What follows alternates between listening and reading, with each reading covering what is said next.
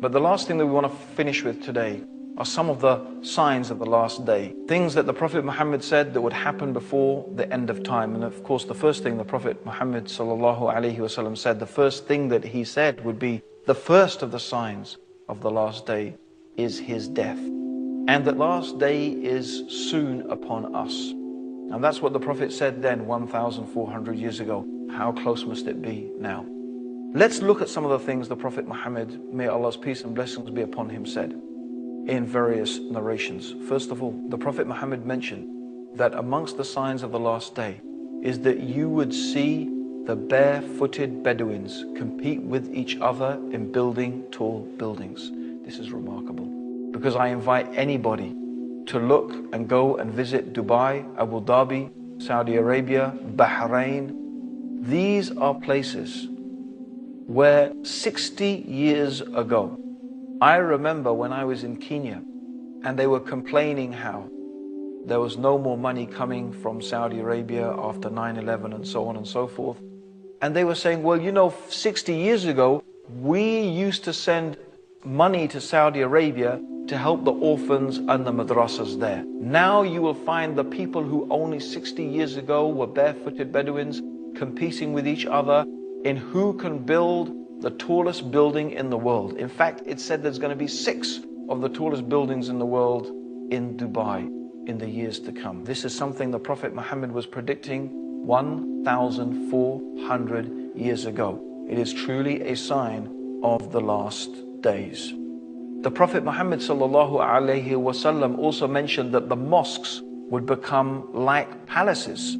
And this is the case even though the Prophet ﷺ ordered simplicity in the houses of Allah. The fact is that they have become more and more fantastic, and more money is being spent on these mosques with domes and floors and golden domes and floors and everything to match, with so much lavish chandeliers and carpets like palaces, as the Prophet ﷺ said would happen.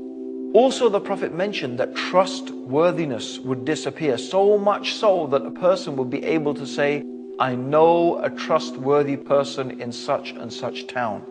I ask you yourself if maybe that is not the case today. Also, the Prophet mentioned that there will be an increase in killing. The Prophet called it harj, to the extent that the one who is being killed and the one who is killing, they don't even know. The one who's being killed doesn't know why he's being killed. The one who is killing doesn't know why he's doing the killing. I think this is describing the condition of some cities today, where kids are shooting people. The person has no idea why he was shot.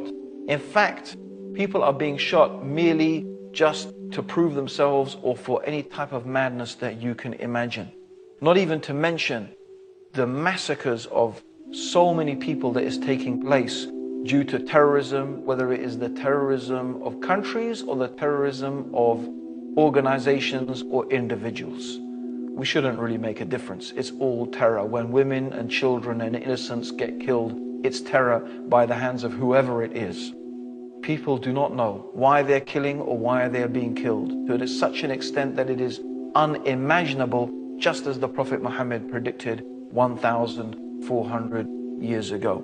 Also, the Prophet mentioned that there would be the increase in the use of riba, which means usury, interest, credit cards, mortgages, things like that.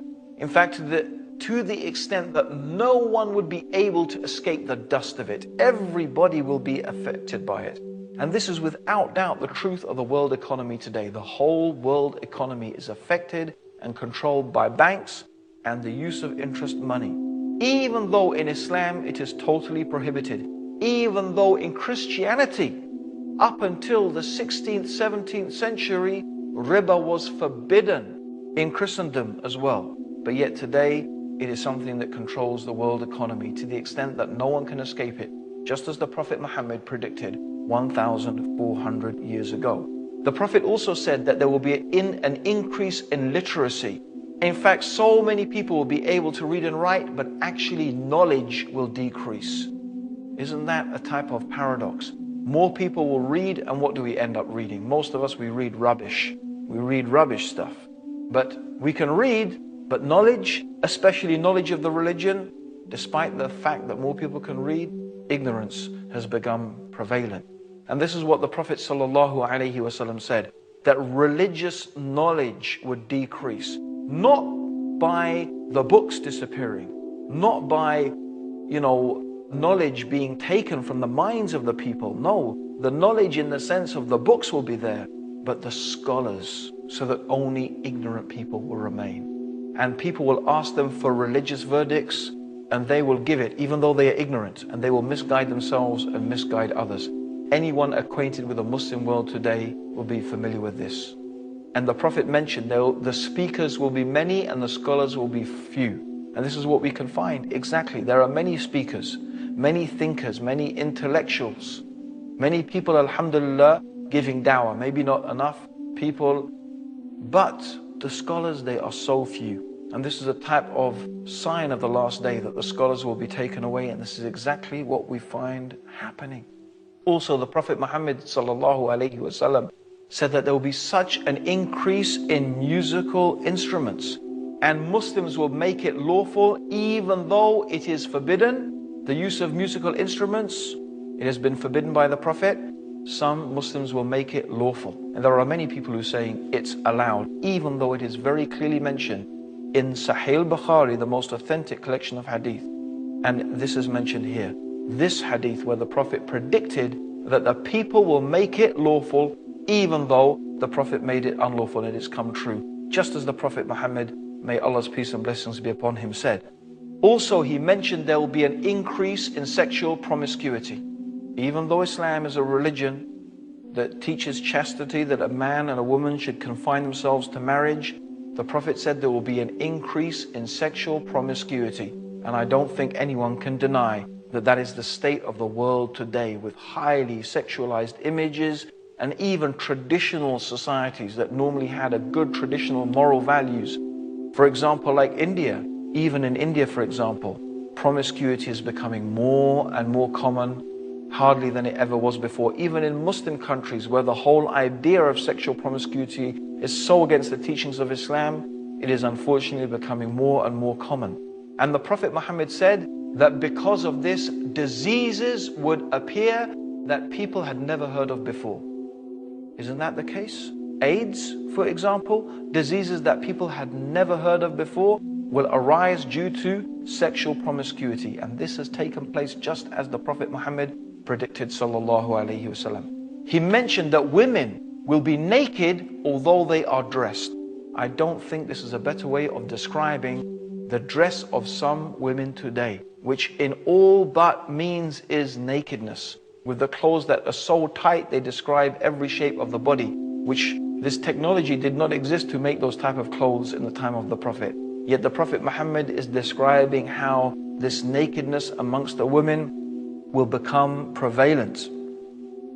And also the Prophet mentioned that there will be shouting in the mosques, something that is prohibited in Islam, and it's something that I have witnessed myself. And also the Prophet said the worst and the most ignorant people will become the leaders. And really, I have to say, if we look at some of the world leaders today, even of some of the superpowers, it seems as if what the Prophet said about the worst and most ignorant people becoming leaders seems to have taken place, exactly as the Prophet Muhammad said.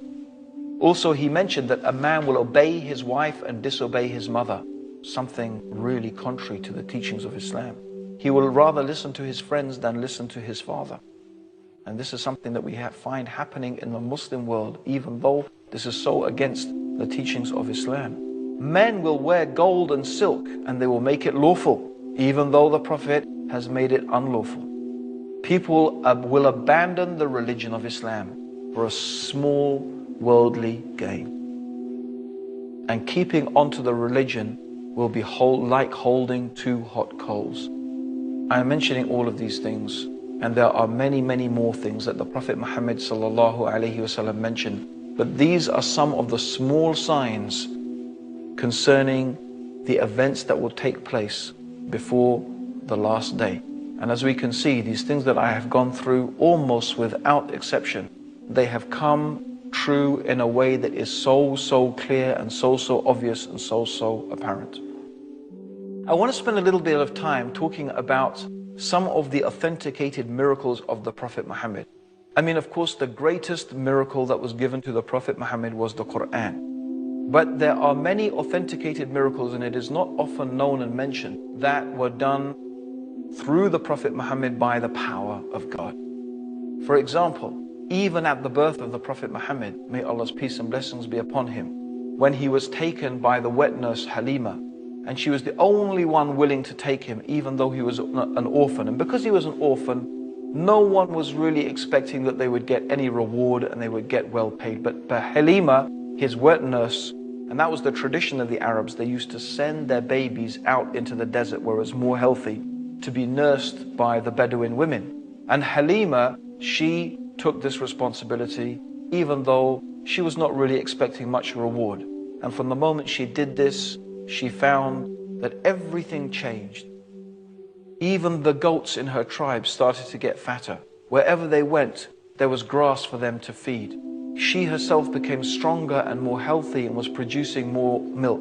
And as long as the Prophet ﷺ was with her, she found these blessings happen. In fact, she commented to her husband and to the tribe that surely we have been given a blessed child. When the Prophet Muhammad ﷺ, before he was a prophet, one of the things that would happen was the stones would speak to him and they would say to him, Muhammad, you are the messenger of Allah.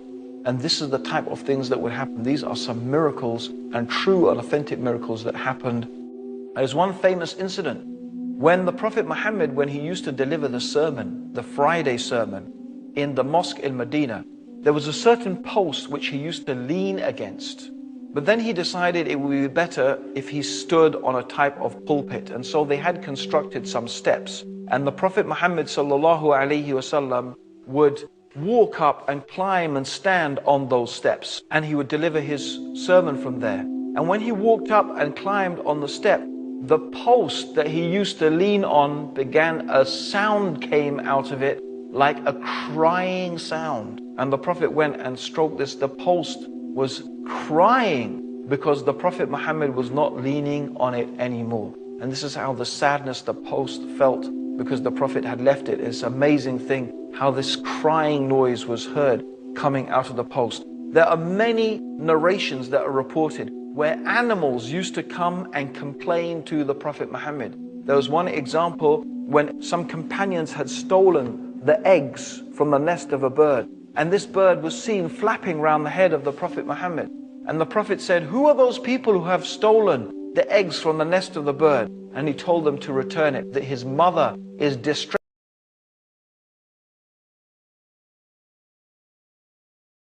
that its owner was overloading it. And from this, the Prophet Muhammad warned us and told us not even to oppress the animals under our care, and that we should be careful not to overburden them with more than that they are able to take. There is a famous and beautiful story how Abu Huraira, who was one of the companions of the Prophet, used to feel so hungry. Sometimes he used to faint at the door of the mosque and people used to tread on him because they thought he was mad. And one day he went to Abu Bakr and he didn't want to tell anyone that he was really almost dying of hunger. So he went and he asked Abu Bakr a question about the Quran, hoping that Abu Bakr would recognize his weakness, but he didn't. And he went to Umar and the same thing happened.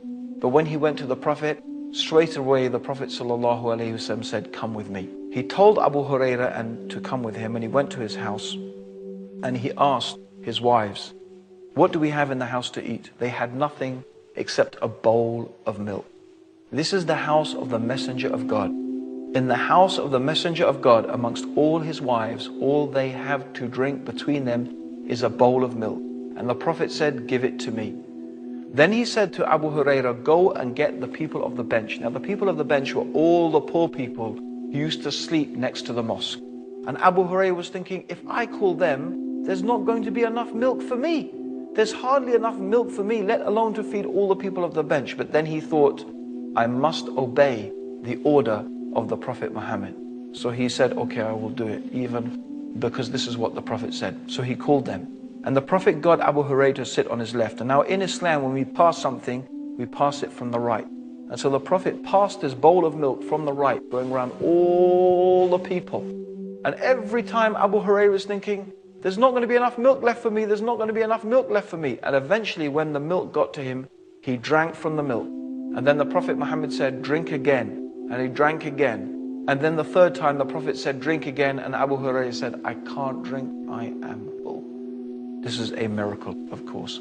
How the small amount of milk was so much to feed so many people. And this is not the only time such an event happened. Also, the Prophet made a miraculous night journey from Mecca to Jerusalem and up from Jerusalem through the heavens, where Allah gave him the 5 prayers. And he saw many wonderful signs in the heavens. Now, many people, when they heard this, they actually started to disbelieve in Islam. People came to Abu Bakr. They said, oh Abu Bakr, you know what your friend is saying now? He's saying he went on a journey to Jerusalem in one night and then went up through the heavens.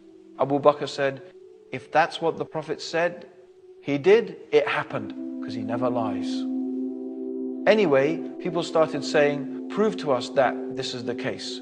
So the Prophet Muhammad, he described a caravan that he had seen on the way, meaning a caravan, of camels and a trade caravan. He described this caravan and what it looked like. And he also described to the people Jerusalem and what it was like. 2 days later, the caravan arrived, and it was exactly how the Prophet Muhammad, may Allah's peace and blessings be upon him, had described it. And then when the people asked the caravan, they had come from Jerusalem, and they described to the people how was Jerusalem, and it matched exactly the description of the Prophet Muhammad sallallahu alaihi wasallam. Of course, another great miracle that was given to the Prophet Muhammad was the splitting of the moon. The pagan Arabs kept asking the Prophet for a sign, kept asking him for a sign. So eventually Allah gave him this sign, and the moon was split in 2. So the 2 halves of the moon were on each side of the horizon. Of course, the pagan Arabs did still not believe in spite of all of that. Anyway, those are just some of the miracles of the Prophet Muhammad which Allah gave to him. And I'm only mentioning them by way of completeness because, of course, really, for those of you who are thinking, for those of you who are thinking deeply, our whole series has been about something really miraculous. Those proofs and evidences that we have presented to you, through which and by which you might know that the Quran is truly what it claims to be, the Word of God. That Muhammad, may Allah's peace and blessings be upon him, is what he claimed to be, the final messenger of God, of Allah, sent for the benefit and the mercy of all of mankind. We have discussed matters rational and matters mysterious. We have talked about all sorts of wonderful things. But the question I need to ask you now, what is preventing you from accepting the truth that there is nothing worthy of worship except Allah, and that Muhammad, may Allah's peace and blessings be upon him, is indeed the final messenger of Allah? Is it fear? Are you afraid? What will the people say if I become Muslim? What will people say about me? What will happen to me at work? What will happen to me at school? What will happen to me in my home with my parents? Is this what is preventing you from accepting the truth? Oh, my dear people, you should be more afraid of Allah. You should be more afraid of your Lord. You should be more afraid of the punishment of the hellfire that awaits those people who reject truth. A fire where Allah will burn the skin and recreate the skin so the people can taste the punishment. A place where water, boiling water, will be poured on people's faces that will burn their faces and burn out their insides. This is the punishment saved for those people who reject truth. Is it not more appropriate and worthy that you should be afraid of that? Are you not afraid that Allah will send a punishment upon you like He did send a punishment upon Noah and his people, about the people of Sodom and Gomorrah, the people of Lot, the Prophet Lot? Are you not afraid that a chastisement will come from your Lord in this life? Maybe it is arrogance. Maybe it is pride. Maybe you think that the virtue of belonging to a certain tribe or a certain nation or a certain country, maybe you think you are so powerful, but Allah is more powerful. Have you not traveled the earth and see what has happened to those people before? Civilizations, strong in power and might. And what is left of them? Ruins. Where did all their science and their technology and their wisdom and their intelligence lead them if it did not take them to the belief and the acceptance of the truth that Allah is the true object of worship, that Muhammad is the true messenger? Maybe it is, my dear people, that you are not sincere. You do not care about truth. You only care about the things of this world. But you should care. You should care about the things of this world, because the true happiness of this world is in obeying your Lord and knowing your Lord and worshipping your Lord. How many people of this world leave it and they never tasted the sweetest thing in life? The sweetest thing in this life is to know Allah and to follow His religion and His guidance that He sent down. All I can say ultimately is that Allah has guided me to Islam, and it is the happiest and the best and the most complete way of life a human being could ever live. I just ask you to do one thing. Pray with your heart, with your soul, with your mind. Ask and pray God in humility, in sincerity. Raise your hands and say and beg, oh God, guide me to the truth. Open my heart to the truth. If Islam is the truth, guide me to it and make me happy with it and help me to follow it and help me to be a sincere Muslim if it is the truth, O God, Creator of the heavens and the earth. May Allah guide me, you, always to the truth. Assalamu alaikum wa rahmatullahi wa barakatuh. May the peace and blessings of Allah be with you always.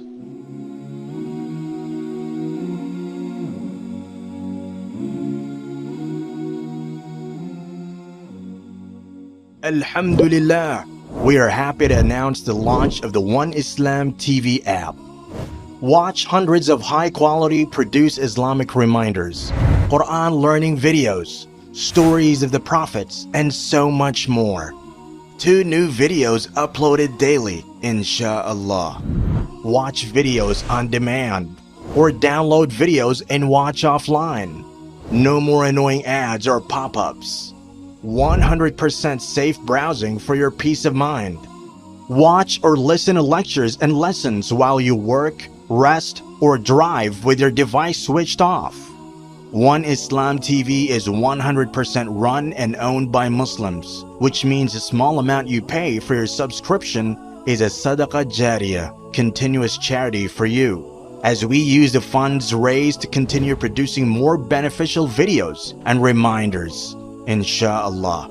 The One Islam TV app is now available on Apple devices, Apple TV, Android devices, Android TV, Amazon Fire TV, and Roku, so you can watch on most devices and smart TVs. Download now for a free 7-day trial. May Allah reward you for supporting our work.